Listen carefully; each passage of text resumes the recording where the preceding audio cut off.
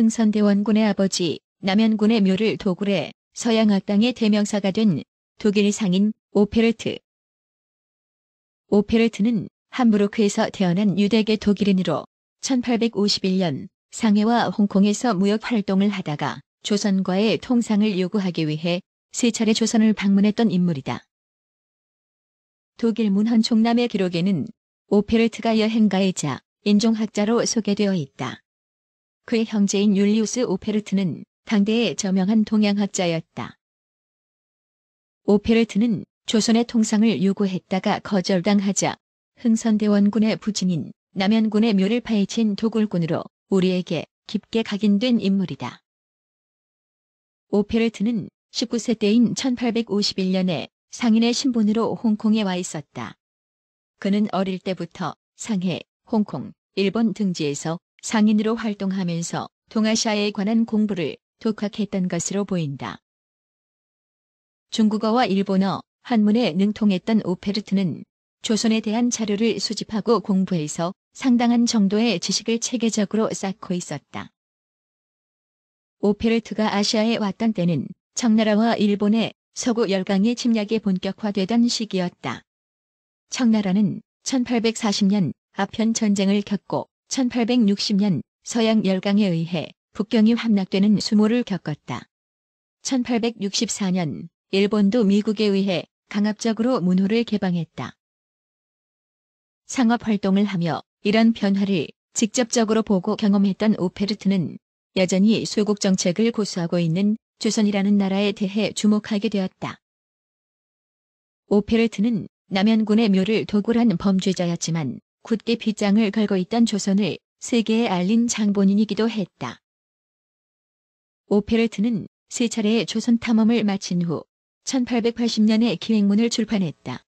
우리나라에선 금단의 나라, 조선기행이란 제목으로 알려져 있다. 이 책은 19세기 말 조선의 인문, 지리, 정치, 역사, 풍습, 언어 등을 사실적으로 기술하고 있다. 그는 책에서 조선인이 우수한 자질과 활달한 성품을 지녔고 시골뿐만 아니라 도시에서도 집의 문은 늘 열려있을 정도로 신뢰가 중요한 사회라고 소개했다. 그러나 정부와 집권층에 대해서는 억압적 정치 체제와 교육 단절로 인해 우수한 민족성을 좀먹고 있다고 혹평했다. 조선 사람들의 품행은 이웃나라 사람들보다 훨씬 좋다. 그들은 대체로 개방적이며 정직하다. 하층민이라고 하더라도 성실하고 낙천적이기 때문에 우호적이고 쾌활한 대인 관계를 유지한다. 그들은 매우 정직하고 신뢰가 깊어서 일단 상대방이 자신에게 호의를 베풀기만 하면 설사 외국인이라 할지라도 어린아이처럼 그의 말을 단번에 믿어버린다. 절도 있고 민첩한 걸음걸이를 보면 조선 사람들은 진화인들처럼 동작이 유연하고 활달해 보이며 일본인들과 비교해 체구가 크고 건장하다. 오페르트는 조선에서 가톨릭이 빠르게 전파된 원인에도 관심을 가졌다. 이것은 진화와 일본에서는 볼 수 없는 현상이었다. 오페르트는 가톨릭 선교가 조선에서 성공한 근본적인 원인을 조선인의 민족성에서 찾았다. 오페르트는 진화인들이 교활하고 이해타산에 밝아서 신앙을 통해서도 물질적인 이익을 추구하려고 한다고 보았다. 가톨릭에 귀의하는 것도 서양인들과의 통상을 위해 영업상의 거래로 생각한다는 것이다. 그러나 조선인들은 금전적 동기가 아닌 신념에 따라 기독교인이 됐다고 봤다. 대가를 바라지 않고 박해와 고문, 순교까지도 마다하지 않는다는 것이다. 오페르트는 조선이 청나라의 예속하에 있는 나라가 아니라 자주독립국이라는 점을 강조하고 있다.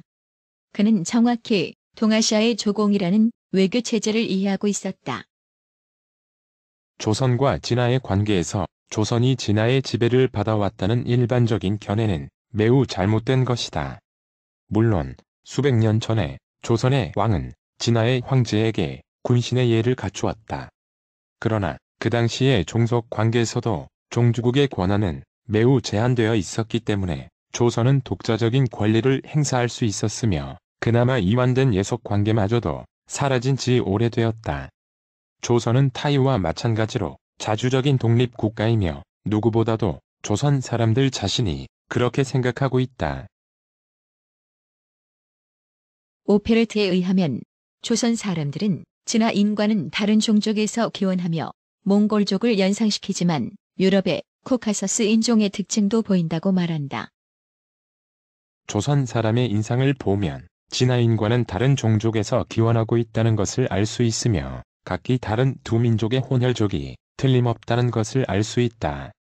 조선 사람은 진화인이나 일본인보다 더 크고 건장하며 대체로 활달한 인상을 보이기 때문에 두 민족에 비해 훨씬 더 몽골이나 북아시아의 야만적인 유목민을 연상시킨다.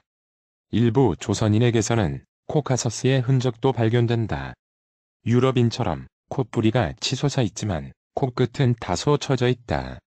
또 몽골족에서 볼 수 없는 얼굴 측면에 뚜렷한 선이 그들에게서 나타난다. 머리카락도 진화인이나 일본인처럼 완전히 검다고 할 수 없다. 두 민족에게서는 찾아보기 힘든 갈색이나 밤색, 심지어 황갈색의 머리카락 색도 보인다. 오페르트는 당시 조선인들의 다양한 생활 모습도 소개했다. 식기를 입에 대고 젓가락을 사용해 먹는 진화인, 일본인과 달리 숟가락으로 음식물을 떠서 입으로 가져가는 모습을 신기하게 여겼다. 오페르트는 이 모습이 우아하고 아름다웠다라고 적었다.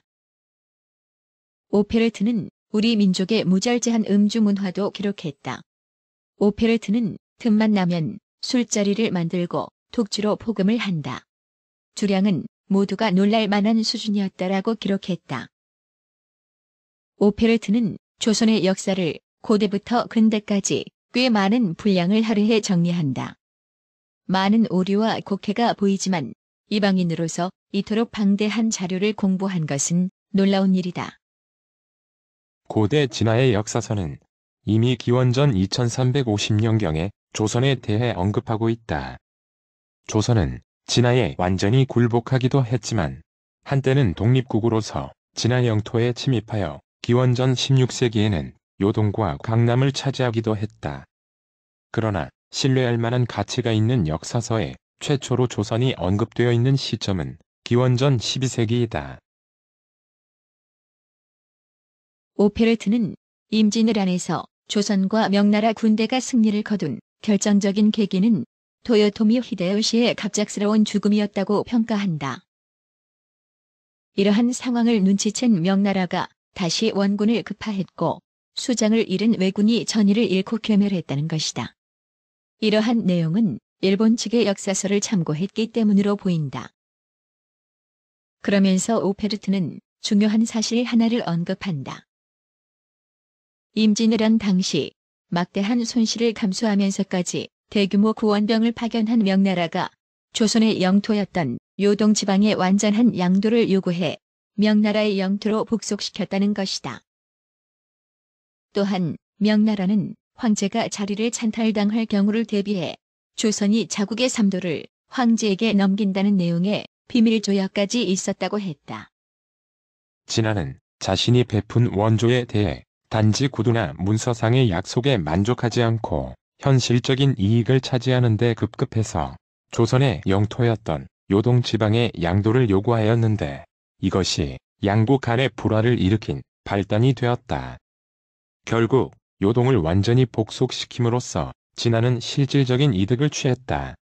당시 양국 간에는 특별한 비밀 조약이 체결되어 있었는데 그것은 진화 황제가 왕위를 찬탈당했을 때 조선이 자국의 삼도를 황제에게 양도한다는 것이다.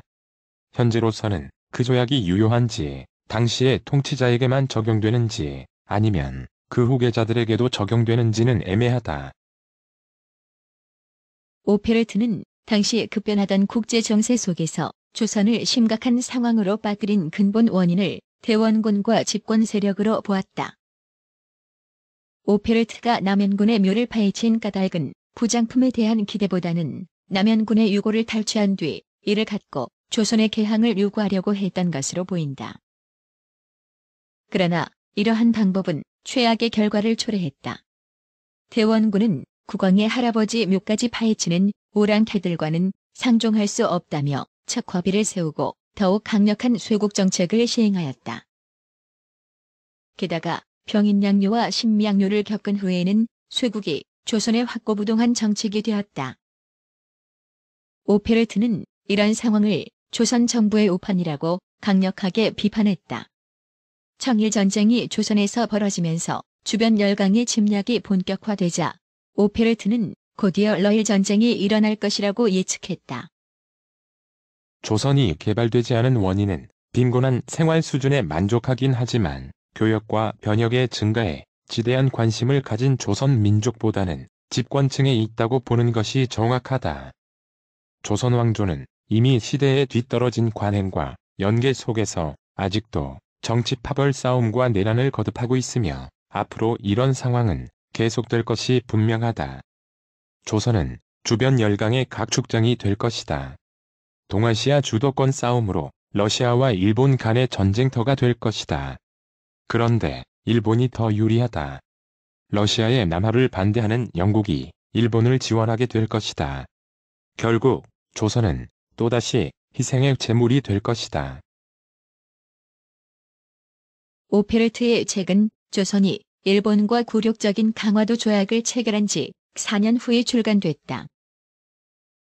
오페르트는 동아시아 정세를 가장 완벽하게 꿰뚫고 있던 외국인이었고 당시 누구보다도 조선에 관한 연구와 조사를 많이 한 서양인이었다. 오페르트는 여러 열강 중 러시아가 너무 늦기 전에 조선을 점령하고 지배해야 한다고 말하기도 했다. 이런 견해를 가진 오페르트의 저작이 조선에 대한 편향성과 오류를 가졌다는 것은 부인할 수 없는 사실이다. 그러나 책의 내용 중 상당 부분은 서양인의 객관적인 시각으로 조선을 바라봤다는 점에서 오늘날 우리에게 시사하는 부분이 적지 않다고 생각된다.